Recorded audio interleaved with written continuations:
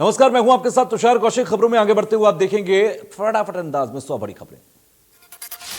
हरियाणा के पंचायत चुनाव की तारीखों का ऐलान कर दिया गया है। जिला परिषद और पंचायत समिति के लिए 30 अक्टूबर को होंगे चुनाव। सरपंच और पंच के लिए 2 नवंबर को होंगे चुनाव।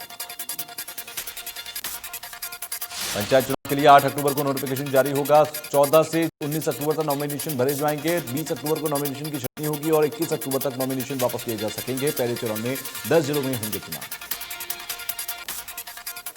आज से प्रदेश में आचार संहिता लागू हो गई है। पंचायत चुनाव में नोटा का ऑप्शन भी रहेगा। 17,628 बैलेट बॉक्स, 35,000 ईवीएम की व्यवस्था है। मुख्यमंत्री मनोहर लाल सोनीपत में भगवान वाल्मीकि प्रकट उत्सव में शामिल हुए। इस दौरान उन्होंने नवनिर्मित समरसता भवन का उद्घाटन भी किया। चौधरी देवीलाल स्टेडियम में आयोजित कार्यक्रम में संतों समेत हजारों लोगों को शामिल होने की खबर। इस मौके पर सीएम ने कहा कि अंत्योदय के माध्यम से हरियाणा के हर परिवार का डेटा लेकर स्थिति के बारे में जानकारी इकट्ठा करके योजना बनाकर परिवार पहचान पत्र बना रहे हैं। उन्होंने कहा कि परिवार पहचान पत्र भारत की एकमात्र योजना है। इसका रियल टाइम का डेटा भी हमारे पास है। सीएम ने कहा कि आज आयुष्मान भारत के कार्ड से 641 हॉस्पिटल में मुफ्त इलाज करवा सकते हैं। हरियाणा के सीएम मनोहर लाल ने आज पंचकुला में नाडा साहिब गुरुद्वारा पहुंचकर शीश झुकाया। इस अवसर पर हरियाणा गुरुद्वारा प्रबंधक कमेटी ने सीएम मनोहर लाल का स्वागत किया। लोगों को संबोधित करते हुए मुख्यमंत्री मनोहर लाल ने कहा कि हरियाणा की सभी संगत और सिख समाज से फिर अपील कर रहा हूं, हम सब मिलकर सभी गुरुद्वारों की सेवा करेंगे। किसी भी प्रकार की कोई कठिनाई नहीं आएगी। मुख्यमंत्री ने कहा कि पहले जो एडहॉक कमेटी बनी थी उसमें 41 मेंबर थे, जिसको 18 महीने का समय दिया गया था। उस समय कोई ऐसा प्रावधान नहीं किया गया था कि इमरजेंसी में अगर किसी और कारण से टाइम लेफ्ट हो जाए तो नई कमेटी नहीं बनेगी। मुख्यमंत्री ने कहा कि हमने सरकार की योजना बना रखी है कि संत महापुरुषों के विचारों का प्रचार प्रसार किया जाएगा। जैसा कि आज भी महर्षि वाल्मीकि जी की जयंती गोहाना में मनाई जा रही है। जितने भी महापुरुषों की जयंती है खुद सरकार बना रही है। जेजेपी से निष्कासित होने के बाद पूर्व सीपीएस अनीता यादव के बेटे सम्राट यादव ने कांग्रेस में वापसी कर ली है। अनीता यादव चंडीगढ़ में पूर्व मुख्यमंत्री भूपेंद्र सिंह हुड्डा की मौजूदगी में कांग्रेस में शामिल हुई। प्रदेश अध्यक्ष उदयवान और पूर्व मुख्यमंत्री भूपेंद्र सिंह हुड्डा की मौजूदगी में आज आदमपुर उपचुनाव को लेकर चर्चा की गई। इस बैठक के बाद अनीता यादव के साथ ही कई इनेलो और भाजपा के कई नेताओं ने कांग्रेस का दामन थामा।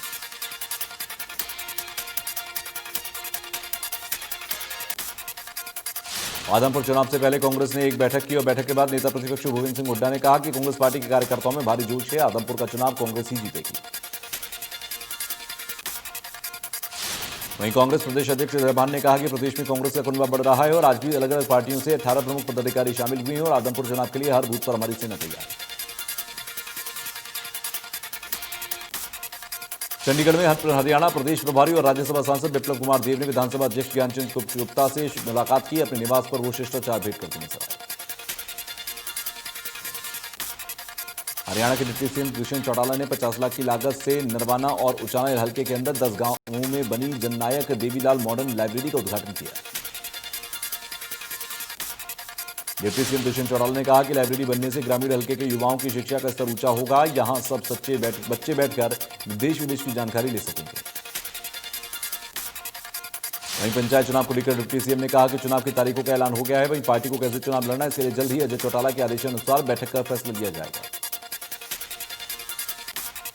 प्रदेश खेल मंत्री संदीप सिंह ने टिकरी निवास स्थान पर स्थित कार्यालय का आयोजित जनता दरबार के दौरान लोगों की समस्याएं सुनी और लापरवाह अधिकारियों की क्लास लगाई। हरियाणा के खेल एवं युवा मामले के मंत्री सरदार संदीप सिंह ने कहा कि जनता के कामों को लटकाने वाले अधिकारियों को किसी भी हाल में बख्शा नहीं जाएगा। ऐसे अधिकारियों पर किसी भी वक्त जांच भिड़ सकती है। यमुनानगर में वन विभाग के कार्यालय का उद्घाटन करने के बाद मीडिया से बातचीत करते हुए एक मंत्री कंवरपाल गुर्जर ने बताया कि यह बिल्डिंग काफी पुरानी है, जिसके स्थान पर नई बिल्डिंग का निर्माण किया गया है, जिस पर 72 लाख रुपए का खर्च आएगा। वहीं आदमपुर उपचुनाव को लेकर कंवरपाल गुर्जर ने कहा कि बीजेपी भारी मार्जिन से जीतेगी। उन्होंने बताया कि पंचायती चुनाव के लिए बीजेपी की तैयारी पूरी है। सांसद कार्तिकेय शर्मा रोहतक की महम पहुंचे, जहां उन्होंने 24वीं ब्राह्मण सेवा समिति ने सांसद कार्तिकेय शर्मा को पगड़ी पहनाकर सम्मानित किया। इस कार्यक्रम को संबोधित करते हुए कार्तिकेय शर्मा ने कहा कि जिस तरह की समाज सेवा की सोच को लेकर पंडित विनोद शर्मा ने समाज के लिए और छत्तीस बिरादरी के लोगों के लिए विकास का काम किया है। हरियाणा विद्यालय शिक्षा बोर्ड के नए अध्यक्ष वीपी यादव ने आज अपना कार्यभार संभाल लिया है और उन्होंने बोर्ड की लॉबी में स्थापित मां सरस्वती की पूजा अर्चना की। कार्य संभालते ही वीपी यादव ने कहा कि भारत सरकार की नई शिक्षा नीति को पूर्ण रूपेण लागू करना मेरी प्राथमिकता होगी। शिक्षा परीक्षा को सुधारवादी कदमों को और अधिक गति देते हुए बोर्ड की कार्यप्रणाली को अधिकाधिक सुदृढ़ किया जाएगा। वहीं हिसार की आदमपुर विधानसभा सीट के उपचुनाव में सत्येंद्र सिंह आम आदमी पार्टी के उम्मीदवार हो गए हैं। शुक्रवार को हरियाणा प्रभारी सांसद सुधीर गुप्ता ने इसकी घोषणा की। सत्येंद्र सिंह बीजेपी छोड़ 2019 में आप में शामिल हुए थे। इस कार्यक्रम में अरविंद केजरीवाल ने हिसार आना था, लेकिन दौरा कैंसिल हो गया। अंबाला के मंजीर साहिब गुरुद्वारा से हरियाणा से गुरुद्वारा कमेटी के बनाए जाने के विरोध में पंथक रोष मार्च अमृतसर में निकाला गया। रोष मार्च में एसजीपीसी और अकाली दल के कार्यकर्ताओं ने हिस्सा लिया। इस दौरान एसजीपीसी ने कहा कि यह सिखों को तोड़ने की राजनीतिक साजिश है। सिख सिर्फ अकाल तख्त साहिब को मानते हैं। बता दें कि हरियाणा से गुरुद्वारा प्रबंधक कमेटी बनाए जाने की मांग पर हाल ही में सुप्रीम कोर्ट ने मुहर लगाई है। फतेहाबाद के अंदर 25 सितंबर को ही भारी बरसात के बाद खराब हुई फसलों की मुआवजे की मांग को लेकर आज किसानों ने लघु सचिवालय में नारेबाजी की और एसडीएम को मुख्यमंत्री और डीसी के नाम पर ज्ञापन सौंपा।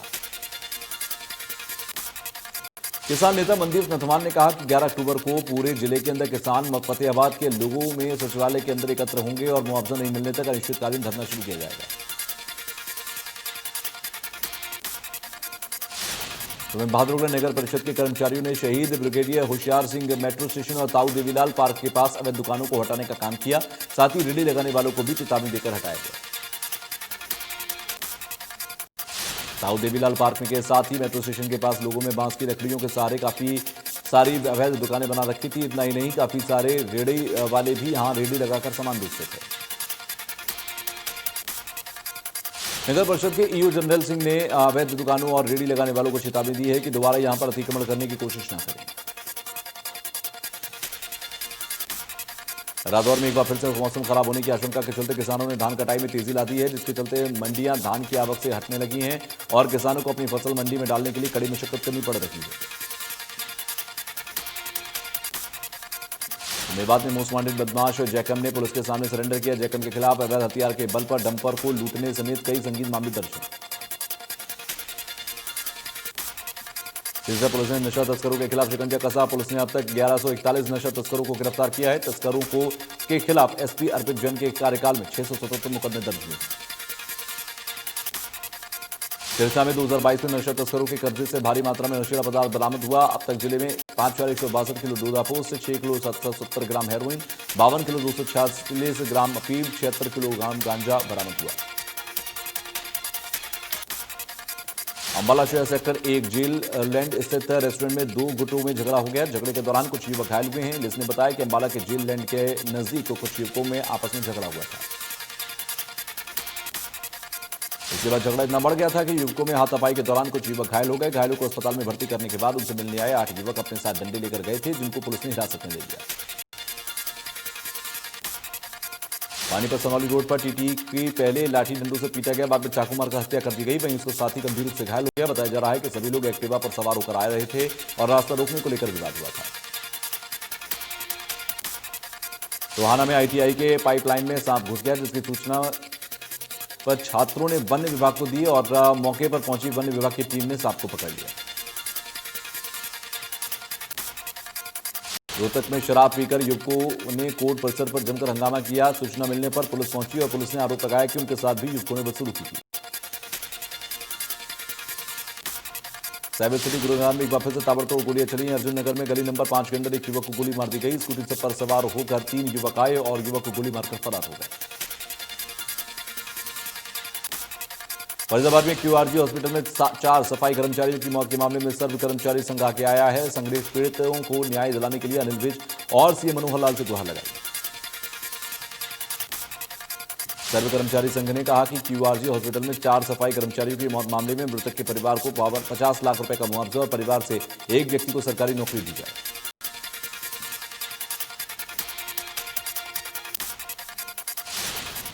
फरीदाबाद में क्यूआरजी अस्पताल हादसे में अस्पताल प्रबंधन पर एक और बड़ा आरोप लगा। मुआवजे के नाम पर मामले को दबाने की कोशिश का आरोप लगा है। साथ ही पीड़ित परिवारों को दबाव बनाने का भी आरोप है। पंचायत चुनाव लंबे समय से इंतजार कर रहे लोगों में चुनाव की घोषणा होने को लेकर खुशी है। हरियाणा में पंचायत चुनाव को लेकर हरी झंडी मिलने पर नूंह के लोगों में उत्साह है।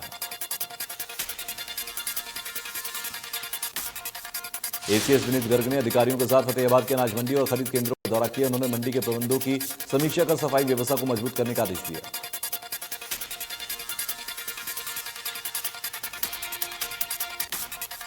एसीएस विनीत गर्ग ने अधिकारियों के साथ फतेहाबाद के अनाज मंडी सहित खरीद केंद्रों का दौरा किया और जिला के अधिकारियों और खरीद एजेंसी के प्रबंधकों के साथ एक समीक्षा बैठक की। बैठक में विनीत गर्ग ने जिला के अधिकारियों को निर्देश दिए हैं कि जिला की सभी मंडियों में धान की खरीद सरकार के निर्धारित नियमों के अनुसार खरीदी जाए। किसानों और व्यापारियों को धान खरीद में कोई दिक्कत नहीं होनी चाहिए।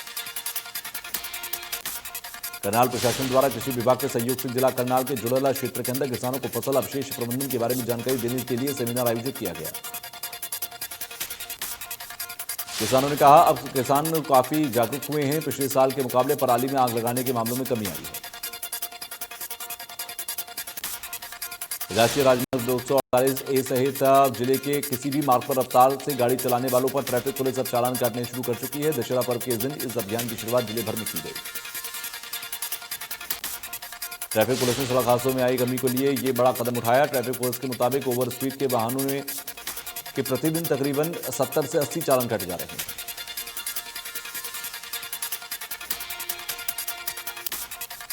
समाजसेवी और गौ सेवकों ने गायों की अच्छी तरह देखभाल न होने को लेकर प्रशासन के खिलाफ काफी समय से धरना प्रदर्शन किया जा रहा है, लेकिन फिर भी प्रशासन की ओर से कोई ध्यान नहीं दिया जा रहा है। गौ सेवकों और समाजसेवियों ने प्रशासन को चेतावनी दी है कि जल्द ही उनकी उचित देखभाल की जाए, नहीं तो बड़ा आंदोलन किया जाएगा। करनाल के सौदा बाजार इलाके में एक कोचिंग सेंटर के अंदर रखे गए पटाखों के अवैध स्टॉक में आग लग गई। सूचना मिलने पर पहुंची फायर ब्रिगेड की गाड़ियों ने आग पर काबू पाया। त्योहारी सीजन को देखते हुए सीएम फ्लाइंग और स्वास्थ्य विभाग अलर्ट मोड पर है। आज दोनों विभागों ने संयुक्त रूप से फरीदाबाद के एक घर और दुकान पर छापेमारी की और वहां भी सैंपल लिए। स्वास्थ्य विभाग के अधिकारियों के मुताबिक उन्हें सूचना मिली थी कि घर के अंदर बड़ी मात्रा में ढोकला बनाया जा रहा है, जिसमें बाजार में सप्लाई किया जाता है। विद्युत विभाग की लापरवाही के चलते गांव रायपुर में एक युवक की हाईटेंशन तार की चपेट में आने से दर्दनाक मौत हो गई, जिसके बाद गांव रायपुर के लोगों में विद्युत विभाग के खिलाफ भारी रोष पनप रहा है। इस मामले में पुलिस ने परिजनों के खिलाफ सोना विद्युत विभाग के एसडीओ जेई सहित अन्य कर्मचारियों के खिलाफ मामला दर्ज किया। पुलिस ने मृतक के पोस्टमार्टम कराकर शव को परिजनों को सौंप दिया। फतेहाबाद के भट्टू इलाके के अंदर मिठाई के गोदाम पर सीएम फ्लाइंग और फूड इंस्पेक्टर की छापेमारी कर फफूंदी लगा मावा भारी मात्रा में बरामद किया गया। टीम ने कई प्रकार की मिठाइयों के सैंपल के लिए और फफूंदी लगी मिठाइयों को नष्ट किया। वहीं जांच के बाद सीएम फ्लाइंग और फूड इंस्पेक्टर ने मामला दर्ज कर आगामी जांच शुरू कर दी। त्योहारों के सीजन को देखते हुए फूड सेफ्टी विभाग और सीएम फ्लाइंग की टीम ने अलर्ट हो गई है, जिसको लेकर आज शहर के सुनारिया चौक पर एक मिठाई की दुकान पर छापा मारा गया।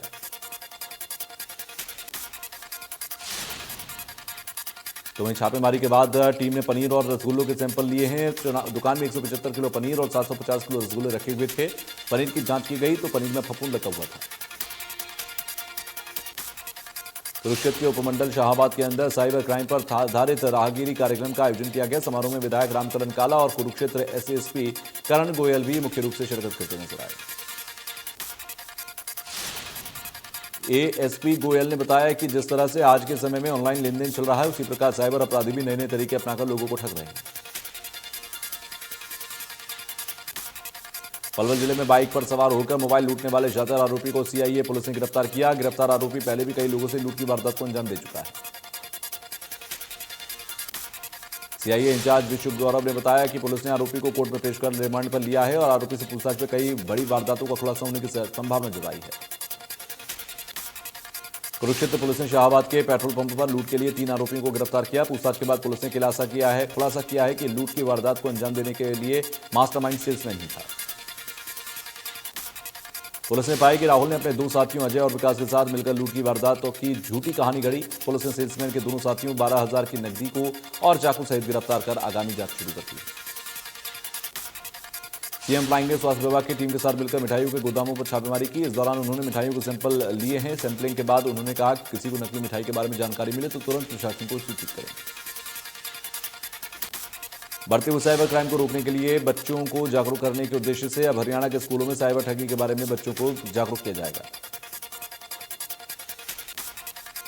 इसके लिए स्कूल शिक्षा परियोजना ने प्रदेश भर के स्कूलों में पत्र लिखा, साथ ही कहा कि महीने के पहले बुधवार को साइबर के बारे में बच्चों को जानकारी उपलब्ध कराएं। कांग्रेस के पूर्व अध्यक्ष और सांसद राहुल गांधी की कन्याकुमारी से कश्मीर तक 5 महीने चलने वाली भारत जोड़ो यात्रा के 1 महीना पूरा हो गया है। 7 सितंबर को राहुल गांधी ने कन्याकुमारी से यात्रा की शुरुआत की थी, जो अब कर्नाटक में है।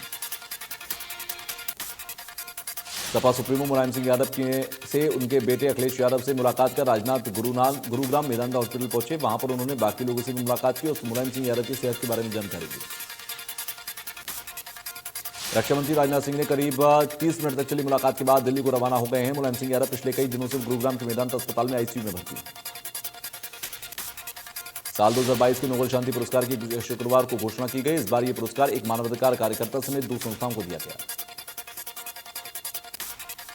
नॉर्थ एशियन नोबेल समिति ने बेलारूस के मानवाधिकार कार्यकर्ता एलिस बियालित्स्की, रूसी मानवाधिकार संगठन मेमोरियल और यूक्रेन के मानवाधिकार संगठन सेंटर फॉर सिविल लिबर्टीज को नोबेल शांति पुरस्कार से नवाजा। उत्तर प्रदेश स्थित वाराणसी में जिला अदालत ने कथित शिवलिंग की कार्बन डेटिंग किए जाने की याचिका पर जिला अदालत ने फैसला टाल दिया है और 11 अक्टूबर को सुनवाई होगी।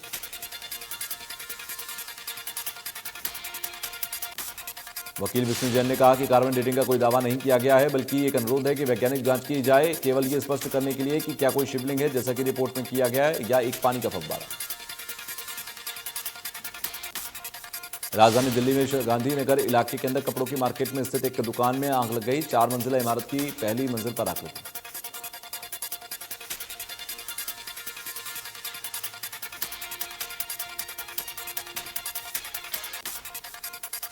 T20 विश्व कप 2022 में भाग लेने के लिए भारतीय क्रिकेट टीम तड़के ऑस्ट्रेलिया के लिए रवाना हुई है। बीसीसीआई के सोशल मीडिया पर फोटो शेयर कर जानकारी दी। पॉपुलर कॉमेडियन पराग कंसारा का निधन हो चुका है। पराग को the great Indian laughter challenge के पहले सीजन से पहचान मिली थी। बॉलीवुड एक्ट्रेस आलिया भट्ट ने हाल ही में एक इंटरव्यू में खुलासा किया कि उनकी मां सोनी राजदान उनके पैसों को संभालती हैं। साथ ही उन्होंने यह भी बताया कि इस समय उन्हें यह भी नहीं पता कि उनके अकाउंट में कितने पैसे हैं। प्रदीप पांडे, चिंटू और काजल राघवानी स्टारर फिल्म चलते चलते का शानदार ट्रेलर रिलीज हो गया है। फिल्म एक फास्ट फॉरवर्ड हो चुकी लाइव की लव स्टोरी है। इस फिल्म का ट्रेलर फिल्म अच्छी भोजपुरी के ऑफिशियल यूट्यूब चैनल से रिलीज हुआ।